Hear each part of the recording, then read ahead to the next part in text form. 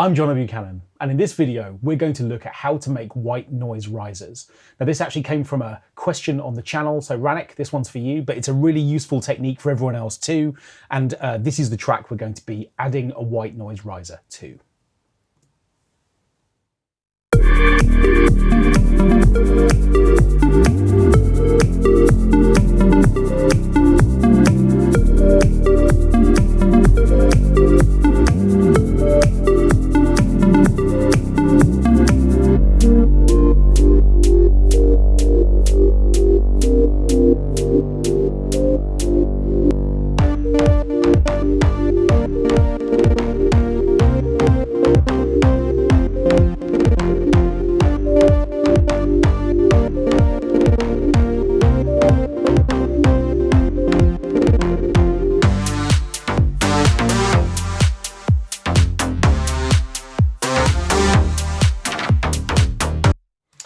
Okay, so white noise risers are sort of a bit like transition effects. They allow us to create these kind of dreamy, evolving sounds that effectively allow us to build to particular points and then sort of come away from those points as well. In a way, they're a bit like kind of an extension of the old reverse cymbal that we used to get in dance music all the time, that we'd get a little rush of sort of frequency content which would anticipate a downbeat. And with white noise shapes, what we can do is to effectively manage how our track feels as it progresses. So in order to create a white noise riser, firstly what we need to do is to go and find some white noise. Now, white noise is a particular type of oscillator that you'll find in loads of synthesizers. We're used to sawtooth waveforms and square wave waveforms, but white noise is a particular type of oscillator, and actually a number of Logic synths have a white noise generator. You'll find one in the ES2, you'll find one in the ESP, and we're going to use the one in RetroSynth. So I'm going to create a new track by pressing the plus button and then simply creating a new software instrument, and I'm going to use RetroSynth, which is here. And when I create a brand new sound, then what I get is the default choice within RetroSynth, which gives me a regular sort of playable instrument. Okay, but I don't want a pitched sound like this. What I want instead is the white noise generator. And what I'm going to find is that that's available here in Oscillator 1, or Shape 1 as it's referred to. And white noise looks like this. It's this kind of random sort of busy waveform, and it sounds like this. Now, at the moment, you can hear that it's blended with this second oscillator. Oscillator 2 has got a more regular shape and it doesn't have a white noise generator option. So if I want to hear the white noise by itself, what I need to do is to set an oscillator balance, which is just Oscillator 1 all by itself. And now we're going to hear the white noise by itself.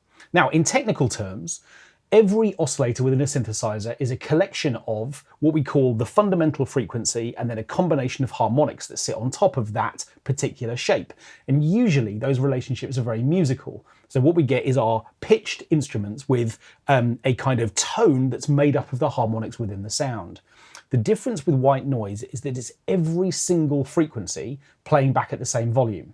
So rather than a fundamental frequency, which we can detect as a pitch, and then a number of kind of musically related harmonics, what we've got instead is total chaos, because every single frequency is at the same volume. And as a result, our brain simply can't pick out a particular pitch. As a result, we hear this kind of this sound that sounds a little bit like radio static. And what we can do is we can shape that in a number of ways. So once we've got our white noise shape, probably the most important section in terms of creating a riser then becomes the filter section here, which is going to allow us to control the tone of our white noise. Now, at the moment within the RetroSynth setup, I can see that whilst the LFO routing here is off altogether, which is fine, that's what we want, I have got some envelope shaping. And what I'm going to do is to turn that off. And now my sound is going to be completely static, rather than the filter envelope attempting in some way to shape the tonal behavior of this sound. Instead, now it's going to be just completely flat. And the advantage of that is it means that I can now use the cutoff frequency as a means to control the brightness of this sound.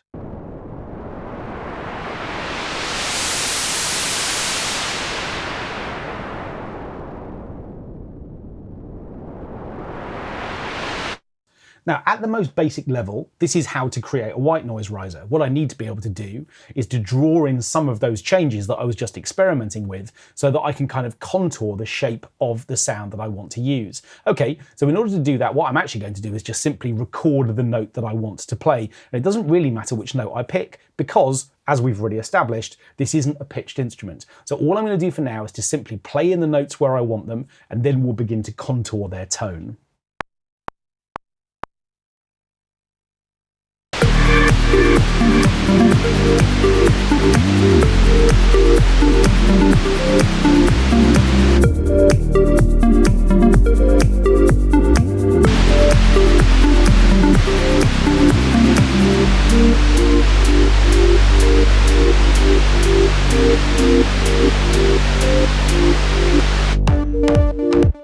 Okay, well that doesn't sound very interesting right now, but the only reason for that is simply because the tone isn't moving. The entire mix is kind of being wiped out by the kind of strength of this white noise shape. So the first thing I'm going to do is to quantize those notes so that they're playing back exactly on the downbeat. And if I open up the MIDI that I've just recorded, what I'm going to see is that I've got a sort of 4-bar note that's here that stops at bar 6. And then I've got another note which starts here, which is going to run all the way through to the beginning of bar 14. I'm just going to make sure it really gets there. So we've now got the 2 notes that we want. Now, in order to kind of create the shape that I want, I need to be automating the cutoff frequency. And there are a couple of ways I can do that. I can either do what I did a moment ago, which is to simply draw the changes that I want at the same time as having an automation mode engaged to allow me to record those changes, or I can simply just draw the shape that I want. So let's look at both approaches. Firstly, what I'm going to do is to draw in, using the cutoff frequency, a shape that I want to use. So I'm going to come over here to the left-hand side. In fact, I might just rename this track White Noise. And then what I'm going to do is apply the name of the track across to the region by holding down Shift, Option and N, and that renames the region. And then what I'm going to do is to engage latch mode within the automation options. What this allows me to do is now record any changes I want to any parameter I like so that I can create the shape that I want. So I'm going to turn the cutoff frequency all the way up to the top because that's where I want it to start. And now what I'm then going to do is to simply move this little orange ball around to create the shape that I want.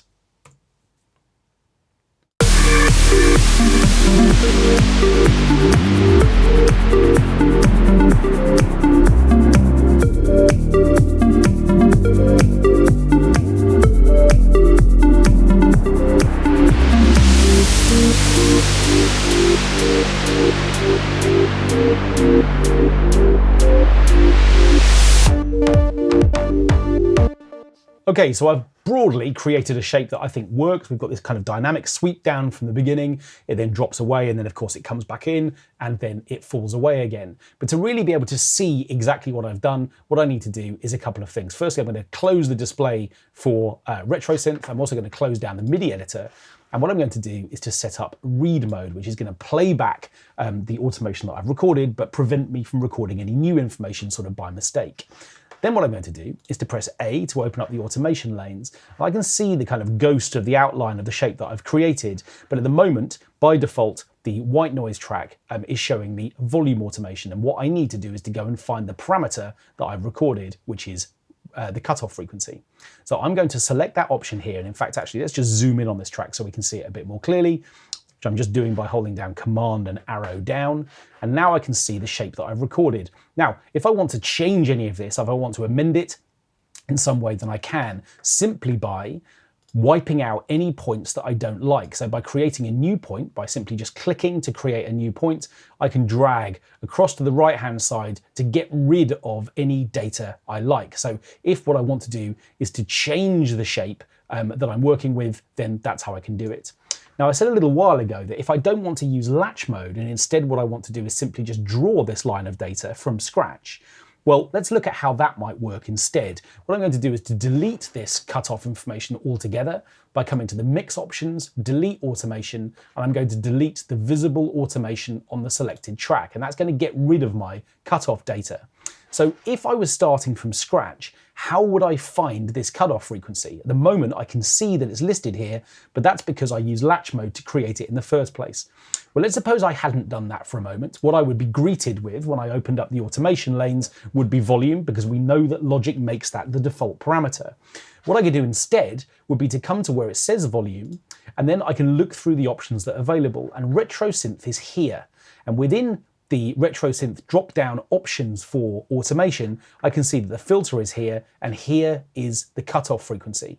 So by selecting this, what I could then do, having selected the parameter that I want, would be to redraw the sorts of shapes that I want. So I think what I had was a drop that's sort of coming down here through the first 4 bars, and then what we've got is an opportunity to create another point here where it restarts, which I think is at bar 8, and then it runs up here to this point, and then it comes back up again before, I think, once again kind of dropping towards the end. I can't remember exactly the shape I created before. Let's find out what this sounds like.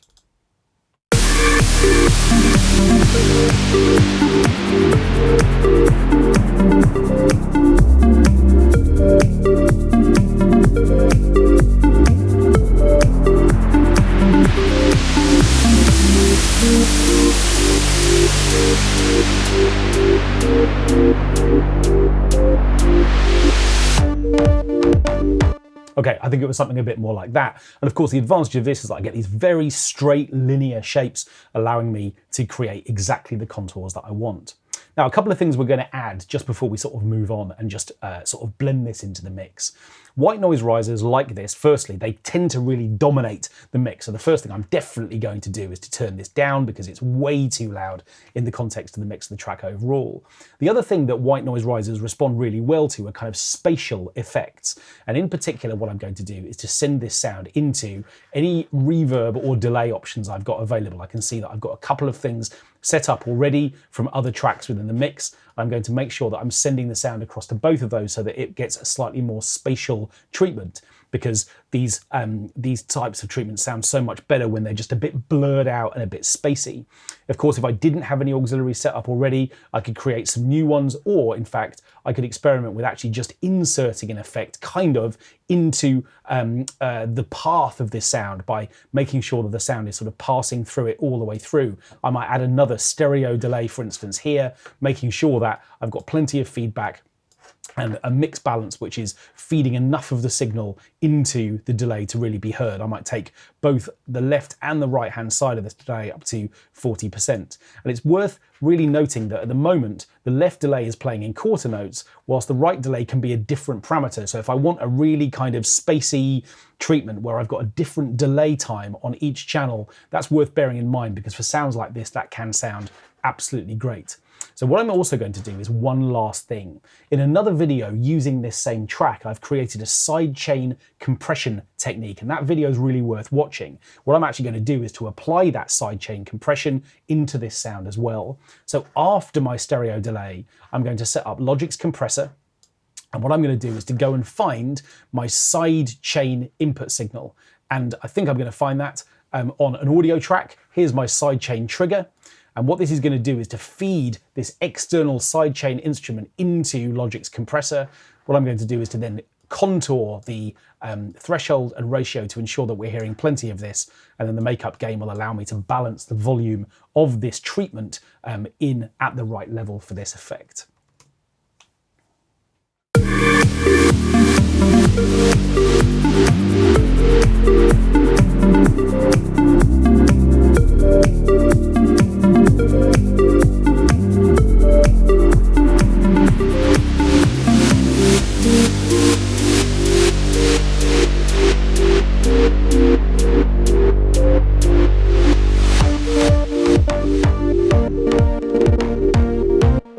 And it's really nice to hear that kind of smudged delay on the end, so that the white noise riser is now just a bit blurred out within the mix.